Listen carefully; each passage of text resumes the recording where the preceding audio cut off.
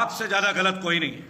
आज छात्र गलत है, सरकारी अधिकारी गलत है, आज मध्यम वर्ग के व्यापारी गलत है, हम और आपसे लेके सभी गलत है, लेकिन सरकार सही है।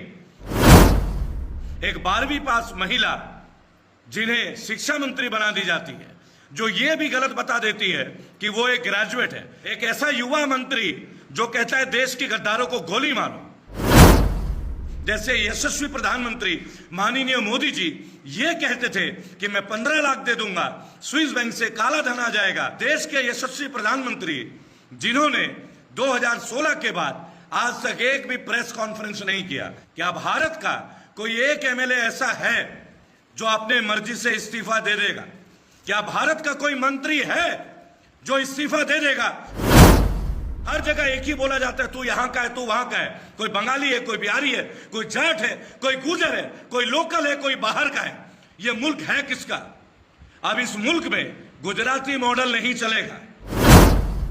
एक लड़का मेरे को दान में दीजिए। स्वामी विवेकानंद ने कहा था अगर 100 युवा एकजुट हो जाए ये देश गुलामी से बाहर हो जाएगा। सुनिए, हमें हर घर से एक लड़का जो आजादी का दीवाना हो, जो आजादी का मतवाला हो, जो मरने के लिए तैयार हो, जो बागी बनने के लिए तैयार हो, जो मुकदमे लेने के लिए तैयार हो, जो अपने गली मोहल्ले में निष्कासित होने के लिए तैयार हो।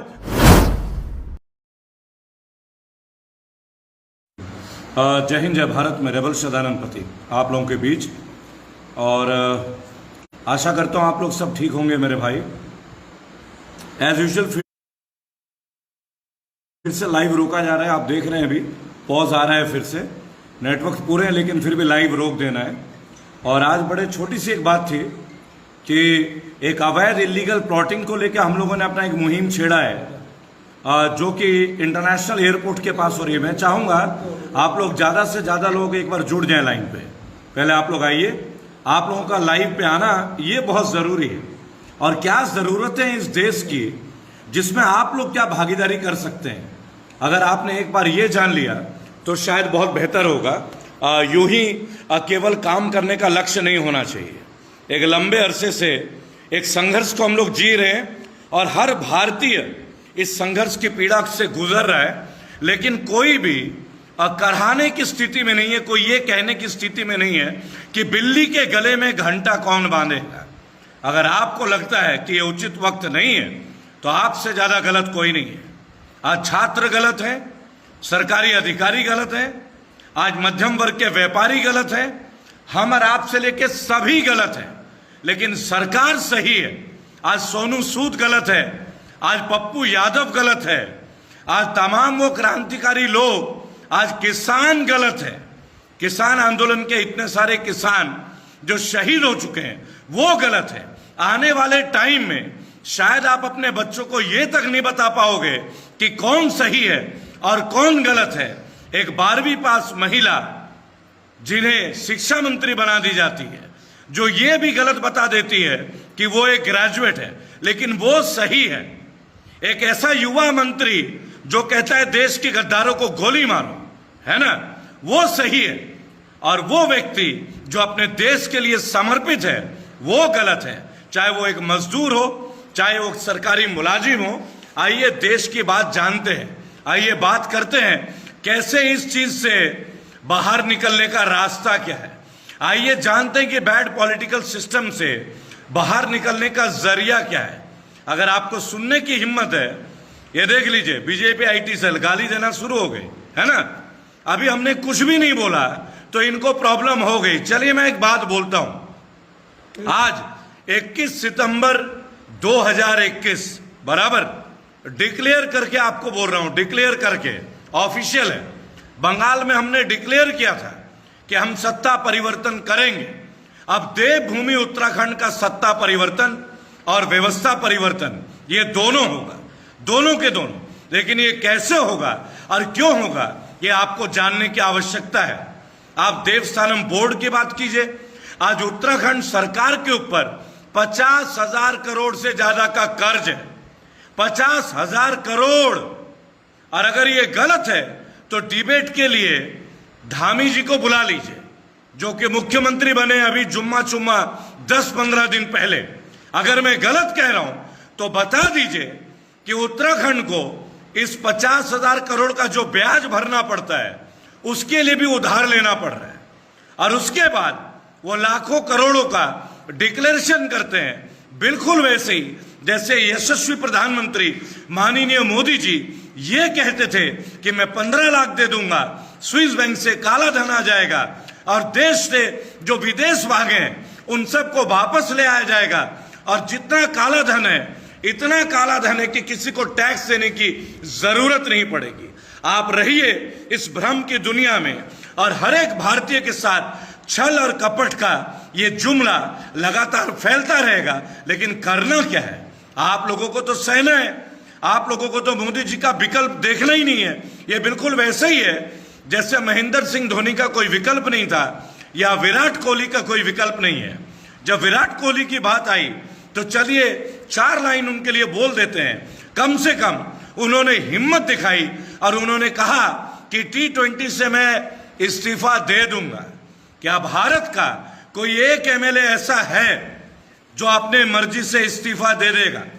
क्या भारत का कोई मंत्री है जो इस्तीफा दे देगा, जो इसका मंत्रालय काम नहीं करता? अगर है तो संतोष गंगवार से पूछिए कि मजदूर सड़कों में क्यों मर गए।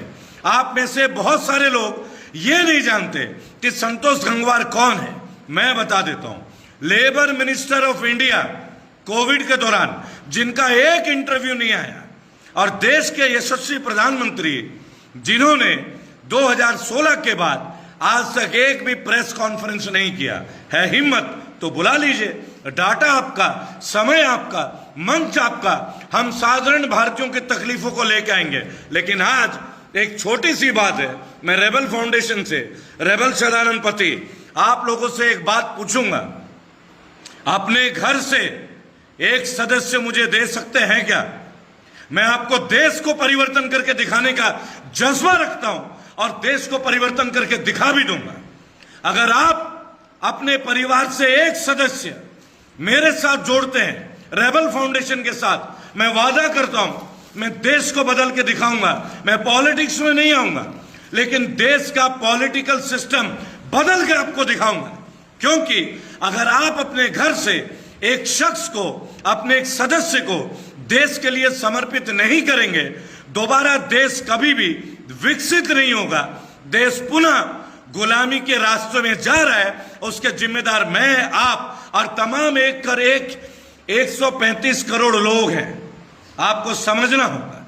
लेकिन अगर आप चाहते हैं कि आजादी के मतवाले, और अगर आप चाहते हैं कि भारत के लिए मरने मिटने वाले दीवाने अगर वो आए, तो आप मेरे संगठन में अपने परिवार का एक सदस्य दीजिए। मुझे आपका पैसा नहीं चाहिए, मुझे आपका दौलत नहीं चाहिए, मुझे हर घर से एक रेबल चाहिए जो सड़कों में मेरी तरह आजादी के लिए, इस देश को गुलामी की जंजीरों से निकालने के लिए, मरने मिटने के लिए तैयार हो।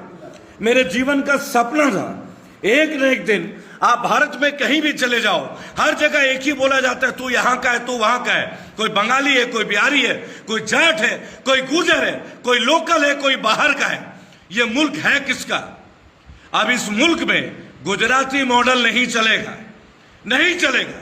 अगर आप चाहते हैं कि इस देश को पुनः पटरी में ले आए, एक बार मैं आग्रह करूंगा, मैं रेबल सदानंद पति अपने घर को छोड़े हुए लंबा टाइम हो गया, बहुत बड़ा संघर्ष कर रहा हूं। अगर आप लोग मुझे मेरे इस संघर्ष में साथ देते हैं, अपने घर से एक व्यक्ति या एक लड़की या एक लड़का रेबल फाउंडेशन को समर्पित करते हैं, देश की दिशा बदल के दिखाऊंगा। ये सड़क छाप नेता, ये अनपढ़ जाहिल नेता, ये तड़ी पार नेता, इनसे भारत के पार्लियामेंट को मुक्ति दिला के रहूंगा। लगभग 1000 लोग लाइव हैं।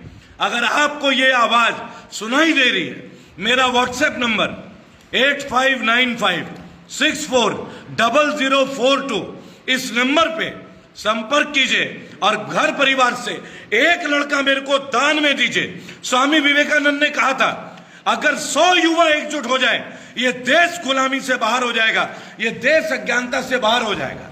अगर आप लोग चाहते हैं कि ये देश जुमलेबाज से, और ये देश नेपोटिज्म से, और ये देश भ्रष्टाचार से बाहर निकले, आप रेबल फाउंडेशन में आइए। आप आइए, आप में से जो कोई भी रेबल फाउंडेशन में आना चाहता है, मैं आपके साथ समर्पित हूं।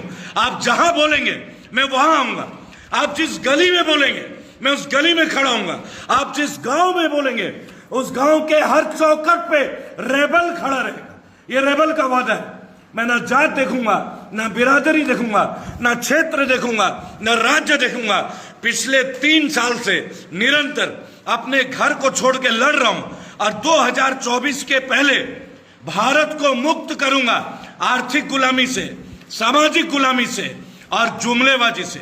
आज आंदोलन करने वाले लोगों को मोदी जी आंदोलन जीवी बोलते हैं। सुनिए, हम नेपोटिज्म के खिलाफ हैं, हम परिवारवाद के खिलाफ हैं, हम गुलामी के खिलाफ हैं, हम जातिवाद के खिलाफ हैं। मेरा समर्पण केवल मेरे राष्ट्र भारत के लिए।